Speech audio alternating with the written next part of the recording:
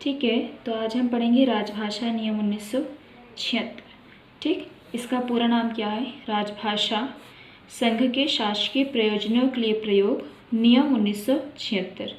ठीक, देखो ये जो हेडिंग डली है संघ के शासकीय प्रयोजनों के लिए प्रयोग, यही पूरी हेडिंग जो है वो किसकी हेडिंग है? राजभाषा अधिनियम 1963 की धारा 3 की हेडिंग है ये। कौन सी? ये संघ के शासकीय प्रयोजनों के लिए प्रयोग। ठीक है, तो हुआ क्या था, इसकी हेडिंग क्यों लिए? असल में जो अधिनियम है राजभाषा अधिनियम 1963, इसकी धारा 3 में ही संशोधन किया गया। ठीक है, संशोधन किया गया और उसमें नियम बनाए गए। ठीक है, तो उसी नियम को क्या नाम दिया गया? राजभाषा नियम 1976। ठीक है, तो इस वीडियो के पहले एक और वीडियो बनी हुई है राजभाषा अधिनियम 1963 की।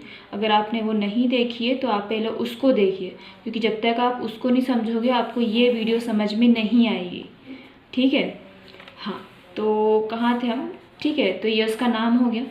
इसमें भी संशोधन हो चुके हैं 1987 में, 2007 में, 2011 में। ठीक है, 7 में इसके खंड 6 में, 11 में 6 में। ठीक है, वो अपन आगे पढ़ेंगे तो समझ आ जाएगा। ठीक है, तो जो राजभाषा अधिनियम 1963 की धारा 3 की उपधारा 4, ये भी मैंने उस वीडियो में बहुत अच्छे से समझाई है ना, के साथ धारा 8, मतलब जो अधिनियम बना हुआ था 1963, उसकी दो धाराओं को लिया गया, एक धारा 3 और एक धारा 8। ठीक है, तो उन दोनों के द्वारा क्या किया इसमें नियम बनाया गया। ठीक है, तो इसमें कुल नियम कितने हैं? 12 हैं। ठीक, अच्छा, इस वीडियो को देखने से पहले हम ये समझ लेते हैं कि भाई इस नियम से रिलेटेड प्रीवियस ईयर क्वेश्चन कौन कौन से हैं जो आ चुके हैं और एक्सपेक्टेड कौन से हैं जो आ सकते हैं एमपीपीएससी में। ठीक है, देखिए ये जो है हिंदी एमपीपीएससी के क्वेश्चन से जो प्रीवियस ईयर में आ चुके हैं। ठीक है,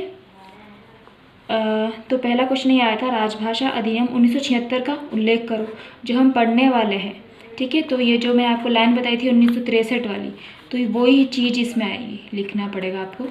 ठीक है, वो भी समझ आ जाएगी। ठीक है, सेकंड क्वेश्चन आया था, राजभाषा अधिनियम 1976 के नियमों का उल्लेख कीजिए, तो उसमें टोटल कितने? 12 नियम हैं। तो ठीक है, तो नियमों का उल्लेख करिए। फिर आया था, राजभाषा परिनियमावली के अनुसार क क्षेत्र के अंतर्गत आने वाले किन्हीं 3 राज्यों के नाम बताइए। ठीक है, तो ये क्वेश्चन भी आ चुका है। ठीक है, तो ये भी हम उसमें पढ़ेंगे। द्विभाषी नीति का आशय क्या है, ये स्पष्ट करो, ये भी पढ़ेंगे। ठीक है, राजभाषा परिनियमावली के अनुसार ख क्षेत्र के अंतर्गत कौन कौन से राज्य आते हैं। ठीक है, तो ये भी उसमें पढ़ेंगे। फिर है, राजभाषा अधिनियम किस वर्ष लागू हुआ, ये तो नॉर्मल सा क्वेश्चन है। ठीक है, ये भी आ चुका है। अब इसके अलावा एक्सपेक्टेड क्वेश्चन कौन से हैं जो आने की संभावना है। ठीक है, तो एक्सपेक्टेड क्वेश्चन में यह आ जाएगा कि राजभाषा परिनियमावली के अनुसार ग क्षेत्र में आने वाले राज्यों को, मतलब किन राज्यों को शामिल किया गया है। ठीक है, तो मैं आपको थोड़ा सा बता देती हूँ कि जो 1976 था, नियमावली जो 1976 है, उसमें 3 क्षेत्रों में बांटा था, क, ख, ग। ठीक है, तो क का भी क्वेश्चन आ चुका है, ख का भी क्वेश्चन आ चुका है, तो इस बार ग को क्वेश्चन आने की संभावना है। ठीक है, फिर है, राजभाषा अधिनियम 1976 के अनुसार हिंदी शिक्षण योजना क्या है।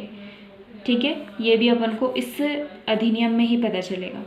फिर हिंदी का कार्यसाधक ज्ञान प्राप्त कर्मचारी से आशय क्या है, मतलब हिंदी में कार्यसाधक ज्ञान क्या होता है। ठीक है, फिर है, राजभाषा के संबंध में समिति, ये क्वेश्चन तो आ ही सकता है, ये बहुत इंपॉर्टेंट है। ठीक है, फिर है, हिंदी में प्रवीणता से आशय है ना, ये भी अपने जो परिभाषा है उसमें बताया गया है, कार्यसाधक ज्ञान क्या होता है, हिंदी में प्रवीणता क्या होता है। ठीक है, हिंदी का कार्य साधन ज्ञान से, ये फिर से रिपीट हो गया क्वेश्चन। ठीक है, तो ये क्या है, एक्सपेक्टेड क्वेश्चन से जो कि आ सकते हैं। ठीक, तो अब अपन को कंटिन्यू करते हैं। ठीक है, तो इसमें जो आपको लिखा हुआ आया था कि राजभाषा अधिनियम 1976 को उल्लेख कीजिए, तो उसमें आपको ये लाइन जो है उसको रट लेना है बिल्कुल। ठीक है, लिख लीजिए आप, राजभाषा अधिनियम 1963 की धारा 3 की उपधारा 4 के साथ धारा 8 द्वारा शक्ति का प्रयोग कर नियम बनाया गया। ठीक है, असल में जो अधिनियम 1963 है, उसकी धारा 8 में नियम बनाने की शक्ति है और धारा 3 में चेंजेस करने की शक्ति है। ठीक है, तो दोनों को मिला के क्या किया इन्होंने, इसमें संशोधन कर नियम बनाया। कौन सा? अधिनियम 1976। ठीक, इतना क्लियर हुआ। अब भाई ये नियम है, राजभाषा नियम बना हुआ है। ठीक है, तो इसमें नियम में कितने टोटल 12 नियम है। जैसे अधिनियम में धारा होती है, इसमें नियम होते हैं। ठीक है, तो 12 नियम में, जैसा कि इसकी पहले वाली वीडियो में बताया था मैंने, जो पहला और दूसरा रहता है, तो पहले में क्या आता है हमेशा? संक्षिप्त नाम, विस्तार और प्रारंभ। ठीक है, दूसरे में क्या आता है? उसकी परिभाषा। इसमें भी सेम वही है, संक्षिप्त नाम, विस्तार और प्रारंभ। ठीक है, अब संक्षिप्त नाम क्या आएगा? राजभाषा नियम 1976, पर इसका पूरा नाम इसमें क्या दिया गया है? राजभाषा कोष्टक में संघ के शासकीय प्रयोजनों के लिए प्रयोग नियम 1976।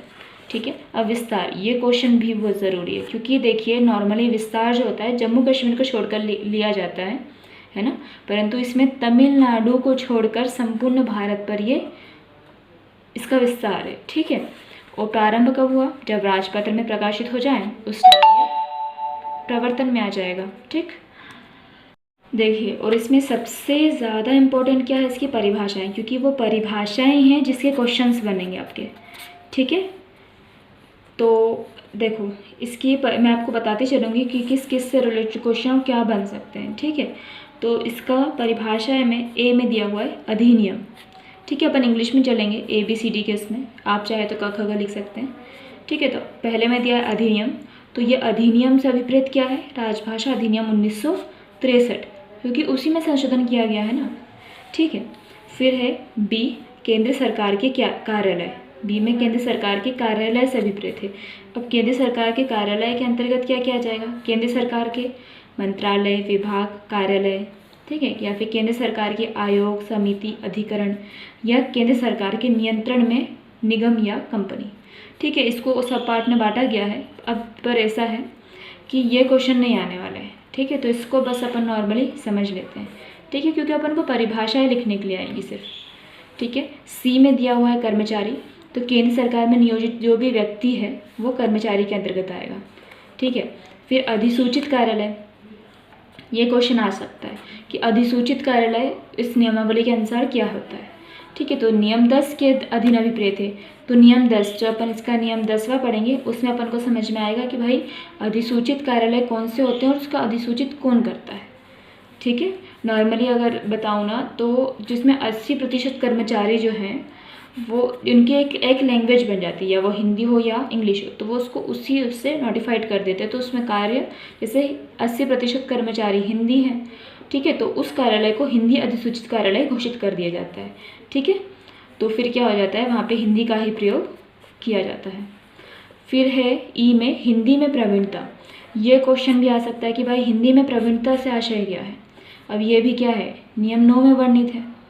ठीक है, फिर इसका आता है FGH, है ना, तो इसकी अपने FGH में क्या आ जाएगा, परिभाषाएं चल रही। ठीक है, तो F में आ जाएगा क्षेत्र क, G में आ जाएगा क्षेत्र ख, और H में आ जाएगा क्षेत्र ग। ठीक है, और इसका हिंदी में देखें तो च और ये छ है। ठीक है, जो आपको यहाँ पे मैंने बताया था इसके पहले कि उसमें संशोधन किया गया है, तो वो च और छ में किया गया था। ठीक है, फिर H में आ जाएगा क्षेत्र ग, और एक I लास्ट वाला है ये, तो हिंदी का कार्यसाधक ज्ञान, ये भी क्वेश्चन आ सकता है कि भाई हिंदी का कार्यसाधक ज्ञान क्या है, वो भी नियम 10 में अभिप्रेत है। ठीक, देखो अब हम पढ़ेंगे क्षेत्र क, ख और ग में कौन कौन आएगा। ठीक है, तो इससे रिलेटेड क्वेश्चन में आ चुका है। पिछली बार क्वेश्चन क्या आया था कि क्षेत्र क में वर्णित किन्हीं 3 राज्यों के नाम लिखिए। ठीक है, या फिर क्षेत्र ख में कौन कौन से राज्य शामिल है, और अब एक्सपेक्टेड है कि क्षेत्र ग में किन राज्यों को शामिल किया गया।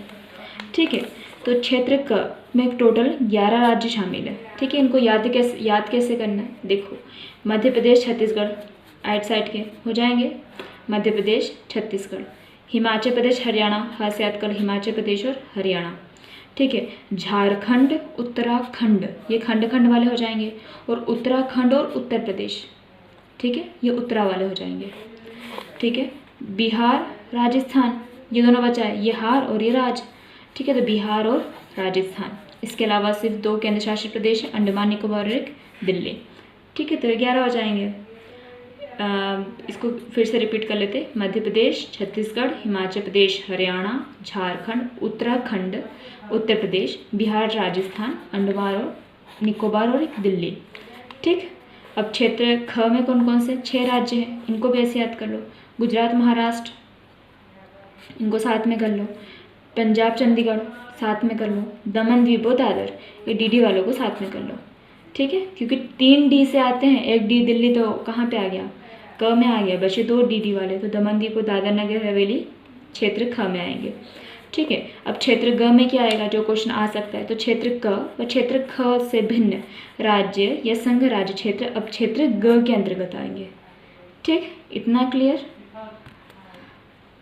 ठीक है, तो इसका नियम आता है नियम 3।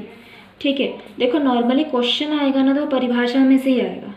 ठीक है, तो इसको हम थोड़ा स्पीड रीडिंग में पढ़ लेते हैं, बाय चांस क्वेश्चन बनता है तो हमें बनना चाहिए। ठीक है, तो नियम 3 क्या बोलता है, राज्यों आदि और केंद्र सरकार के कार्यालयों से भिन्न पत्रादि। भाई जब राज्य है, एक राज्य या कोई केंद्रीय सरकार किसी अन्य कार्यालय जो कि इसके अंतर्गत नहीं आता है से पत्रादि करती है तो किस लैंग्वेज में करेगी, तो वो बोलते हैं भाई तो तुम हिंदी और अंग्रेजी दोनों में कर सकते हो। ठीक है, अंग्रेजी में है तो हिंदी अनुवाद देना ही पड़ेगा, ये इसमें लिखा गया है, पर ये किस क्षेत्र के लिए, क्षेत्र क के लिए। ठीक है, ये ध्यान रखना। अब क्षेत्र ख के लिए क्या है, क्षेत्र ख के लिए सामान्यतः हिंदी है। क्या है, सामान्यतः हिंदी है। ठीक है, और अंग्रेजी में है तो उसका हिंदी अनुवाद देना पड़ेगा। और क्षेत्र ग की बात करें तो जो क्षेत्र ग है उसमें आप अंग्रेजी में कर सकते हो उनसे पत्रादि को जो भी बातचीत करना हो। ठीक है, पत्रों में। ठीक, तो ये लैंग्वेज हो गई इसकी। अब आता है नियम 4। तो नियम 4 किससे रिलेटेड है, केंद्र सरकार के कार्यालयों के बीच पत्रादि। ठीक है, अब केंद्र सरकार जो है वो कार्यालयों के बीच पत्रादि करती है तो वो क्या करेगी, अगर क और ख और ग 3 राज्य अपन को क्लियर है अभी, है ना, तो क और ख में के बीच करती है तो वो किस उसमें होगा, हिंदी भाषी होगा, हिंदी में कर सकती है। ठीक है, पर अगर ग में करती है, क ख वाले भी ग के साथ करते हैं तो वो हिंदी या अंग्रेजी में कर सकते हैं। ठीक है, और अगर वो हिंदी में करते हैं तो हिंदी में उसी कंडीशन में कर सकते हैं जब वहाँ के कर्मचारियों को वहाँ का किसका, हिंदी का कार्यसाधक ज्ञान प्राप्त हो। अब कार्यसाधक ज्ञान क्या होता है ये हम आगे देखेंगे। ठीक है, अब नियम 5 क्या बोलता है, हिंदी में प्राप्त पत्रादि के उत्तर। भाई अब इसमें बोल रहा है कि अगर आपको हिंदी में कोई प्राप्त हुआ है कोई पत्र तो आपका उसका उत्तर इंग्लिश में दे सकते हो क्या, तो ऐसा नहीं, आप उसका उत्तर इंग्लिश में नहीं दे सकते, आपको हिंदी में ही देना पड़ेगा। ठीक है, फिर है नियम 6, हिंदी और अंग्रेजी दोनों प्रयोग।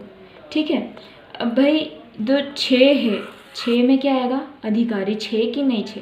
ठीक है, इसको ऐसे याद कर सकते हैं। तो मतलब इसमें ये बता रहा है इस नियम में कि भाई जो हस्ताक्षर करने वाले अधिकारी का उत्तरदायित्व होगा कि तुमने जो भी पत्रादि वगैरह किया है उसकी भाषा हिंदी है तो उसका अंग्रेजी अनुवाद है कि नहीं है, या अंग्रेजी है तो हिंदी अनुवाद है कि नहीं है, तो किसका उत्तरदायित्व है, हस्ताक्षर करने वाले अधिकारी का।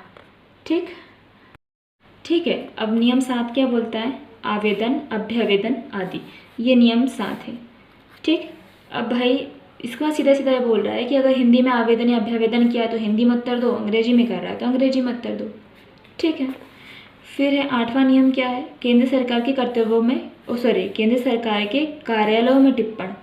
ठीक है, तो कार्यालयों में टिप्पण है वो जो कर्मचारी है काय का, केंद्र सरकार का, वो हिंदी या अंग्रेजी दोनों भाषा का प्रयोग कर सकता है, पर यदि उसको हिंदी में प्रवीणता प्राप्त है या फिर उसका कार्यालय जो है वो अधिसूचित हो चुका है, काय में हिंदी में अधिसूचित हो चुका है, तो उसको जो है केवल हिंदी में ही हिंदी में ही टिप्पण करना पड़ेगा।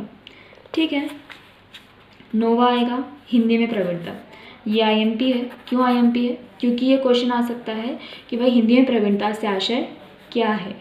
ठीक है, तो हिंदी में प्रवीणता मतलब भाई तुमको वो आता है, तुम उसमें प्रवीण हो चुके हो। ठीक है, तो किसको बोलेंगे हम, वो व्यक्ति, इसमें 3 भागों में बांटा है ABC, तो वो व्यक्ति जिसने मैट्रिक परीक्षा या ध्यान रखना इसमें या है और नहीं है। ठीक है, तो वो व्यक्ति जिसने मैट्रिक परीक्षा या समतुल्य या उससे उच्चतर परीक्षा हिंदी माध्यम में उत्तीर्ण की हो या स्नातक परीक्षा, उसके समतुल्य परीक्षा या उच्चतर परीक्षा हिंदी के वैकल्पिक विषय के रूप में उत्तीर्ण की हो या उसने घोषणा की हो कि उक्त नियम कौन से, ये जो उक्त नियम, ये 2 नियम हैं, उसके अनुसार उसने हिंदी में प्रवीणता प्राप्त की है, तो वो व्यक्ति हिंदी में प्रवीणता प्राप्त व्यक्ति कहलाएगा। ठीक, तो ये आ जाएगा हिंदी में प्रवीणता। तो ये क्वेश्चन आ सकता है। ठीक है, तो अनुपालन का उत्तरदायित्व ये अपना लास्ट है। तो इसमें क्या है, जो उत्तरदायित्व किसके पास रहेगा, अनुपालन मतलब उसको भाई इसके जितने भी नियम हैं उसका कोई पालन कर भी रहा है कि नहीं। ठीक है, तो इसका उत्तरदायित्व क्या है, संबंधित कार्यालय के प्रशासनिक प्रधान का, जो वहाँ पे प्रधान है उसका ये उत्तरदायित्व है कि भाई वो देखें कि इसका अनुपालन हो रहा है या नहीं। इसके अलावा केंद्र सरकार इसके अनुपालन के लिए आदेश भी दे सकती है। किसको आदेश दे सकती है, किसी कार्यालय के कर्मचारियों को, संबंधित कार्यालय के कर्मचारियों को, या फिर उसके कार्यालय में आदेश या नोटिस भेज सकती है कि भाई आपके यहाँ ये सब होना चाहिए। ठीक, आई होप आपको ये क्लियर हो गया होगा।